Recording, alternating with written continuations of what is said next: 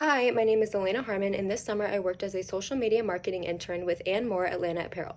Some descriptions of my responsibilities included assisting in the creation of content for all social media platforms, researching current viral trends and algorithm patterns, and analyzing performance metrics to measure campaign success. The way I secured my internship was by applying through Instagram and email, by sending over my resume, and the social media manager reached out to me to set up an interview. At the end of our first interview call, she said the job was mine if I wanted it, and I accepted it. The thing I enjoyed most about my internship were the projects I was given. Half of the time, I didn't feel like I was doing work, more so just creative projects I was playing around with.